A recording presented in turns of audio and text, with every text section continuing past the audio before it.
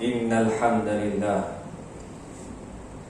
نحمده ونستعينه ونستغفره ونعوذ بالله من شرور أنفسنا ومن سيئات أعمالنا من يهده الله فلا مضل له ومن يضلل فلا هادي له أشهد أن لا إله إلا الله وحده لا شريك له وأشهد أن سيدنا محمدا عبده ورسوله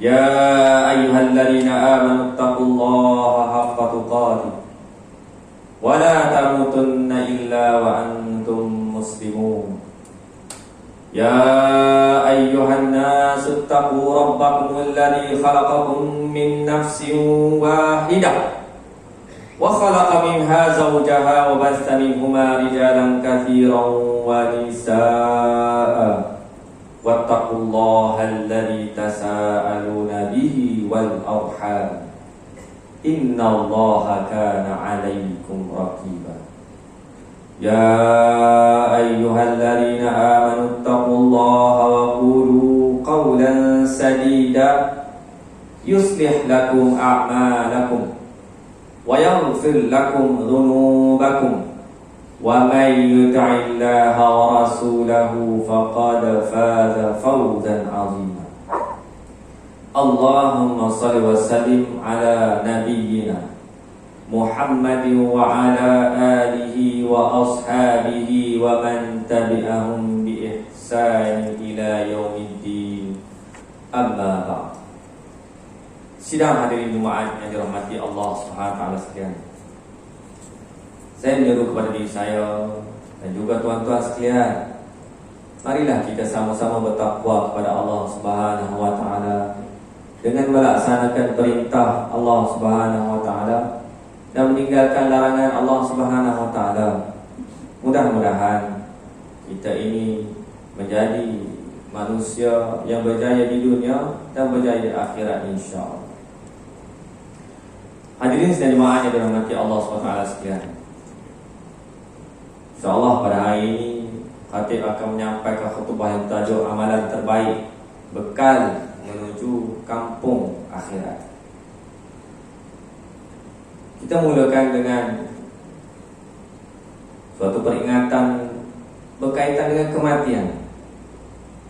Ianya merupakan suatu hal yang pasti terjadi kepada semua orang, termasuklah diri yang berkata di atas mimbar ini. Ia menjadi salah satu hal yang ditakutkan oleh kebanyakan umat manusia. Manusia ini apabila sebut tentang mati, umumnya takut.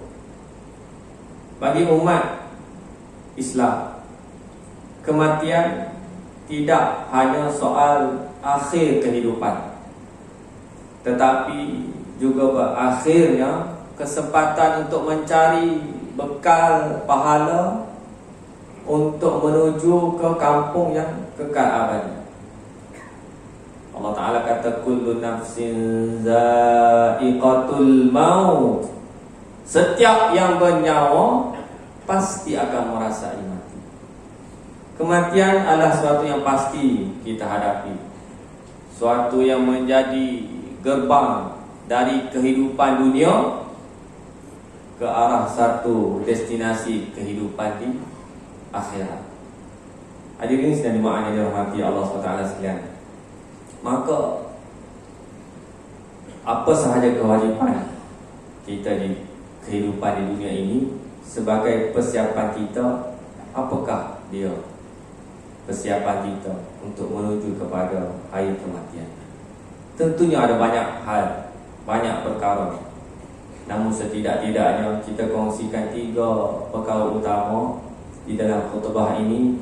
Mudah-mudahan ianya menjadi manfaat kepada kita dan menjadi modal kepada kita untuk kita sampaikan kepada orang yang akan kita jumpa selepas ini. Yang pertama, beramal sebaik mungkin. Beramal sebaik mungkin. Dalam surah Al-Mulk Allah Ta'ala berfirman ayat 1 hingga 2. Tabarakalladzi biyadihil mulk wa huwa ala kulli syai'in qadir. Alladzi khalaqal mauta wal hayata liyabluwakum ayyukum ahsanu amala wa huwal azizul ghafur. Maha suci Allah yang menguasai segala kerajaan, dan Dia maha kuasa atas segala sesuatu, yang menciptakan mati dan menciptakan kehidupan untuk menguji kamu, siapa di antara kamu yang lebih baik amalannya. Dan Dia maha perkasa lagi maha pengampun. Kita dianjurkan untuk membaca surah Al-Mulk. Kalau boleh setiap malam kita membaca surah Al-Mulk. Dan kita hari ini kita mendengar makna daripada surah Al-Mulk ini. Ayat pertama dan ayat yang kedua, bahawa kehidupan dunia ini adalah satu ujian untuk mengukur ayyukum ahsanu amala. Siapakah di antara kamu, siapakah di antara kita ini yang buat amalan yang terbaik sekali. Seperti apakah amalan yang terbaik itu? Salah satu indikatornya adalah pekerjaan itu dilakukan dengan istiqamah, yakni berterusan. Dalam hadis riwayat Abu Hurairah, Rasulullah sallallahu alaihi wasallam bersabda, "Fa inna khairal amali adwamuhu wa in aqal wa in qalla." Sesungguhnya sebaik-baik pekerjaan adalah yang istiqamah, yang rutin, yang berlanjutan meskipun sedikit. Mayang tahajud contohnya, buat sikit, 2 rakaat, tapi kita buat tiap-tiap malam. Sedekah RM1 saja, tapi kita buat tiap-tiap hari. Antara contoh. Berterusan walaupun sedikit. Beramal sebaik mungkin juga bererti bahawa pekerjaan itu kita lakukan dengan seikhlas mungkin, semaksimal mungkin, dan dengan sesempurna mungkin, baik dalam interaksi kita kepada Allah maupun kepada sesama manusia. Dalam setiap amalan kita, kita pastikan dalam diri kita bahawa amalan itu boleh jadi amalan yang terakhir untuk kita. Boleh jadi RM1 yang kita keluarkan itu adalah RM1 yang terakhir untuk kita. Boleh jadi solat tahajud yang kita buat 2 rakaat itu adalah 2 rakaat yang terakhir untuk kita. Maka kita buat yang terbaik, seolah-olah itulah amalan yang terakhir yang kita nak persembahkan di hadapan Allah SWT. Yang pertama. Kemudian yang kedua adalah menyiapkan amalan yang terus mengalir pahalanya. Di antaranya sebagaimana hadis Rasulullah sallallahu alaihi wasallam an Abi Hurairah radhiyallahu anhu anna an-nabiyya sallallahu alaihi wasallam qala idza mata al-insanu inqata'a anhu 'amaluhu illa min thalathatin sadaqatin jariyatin aw ilmin yuntafa'u bih aw waladin salihin yad'u lahu, rawahu Muslim. Artinya diriwayatkan oleh Abu Hurairah radhiyallahu anhu bahawa Rasulullah sallallahu alaihi wasallam bersabda, jika manusia itu mati maka terputuslah amalannya kecuali 3 perkara: sedekah jariah, ilmu yang diambil manfaatnya, dan anak soleh yang selalu mendoakan akan orang tuanya. Hadis riwayat Muslim. Tadi kita dah hurai dah panjang dalam kuliah tadi. InsyaAllah mudah-mudahan ianya menjadi huraian yang boleh memberi manfaat kepada kita. Yang ketiga, berdoa agar diberikan husnul khatimah. Apakah itu husnul khatimah?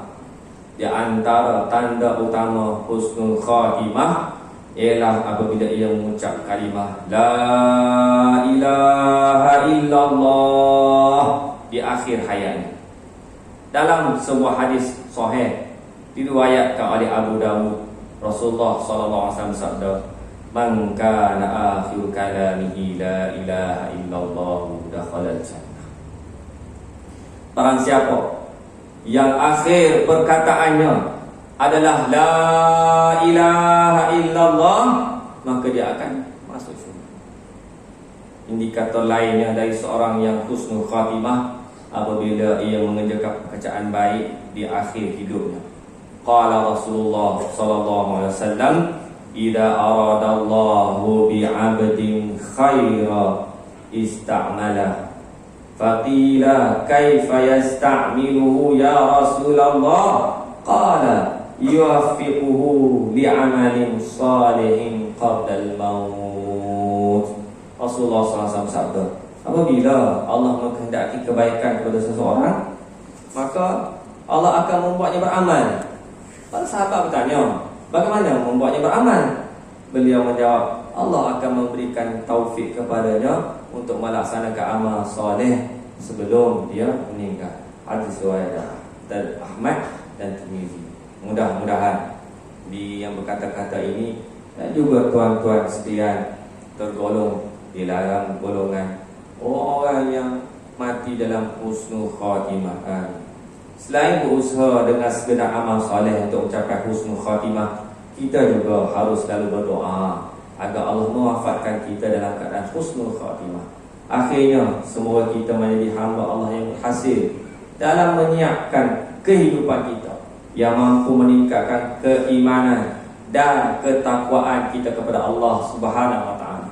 Dan Allah menjadikan kita sebagai orang-orang yang wafat dalam keadaan husnul khatimah. Amin ya rabbal alamin.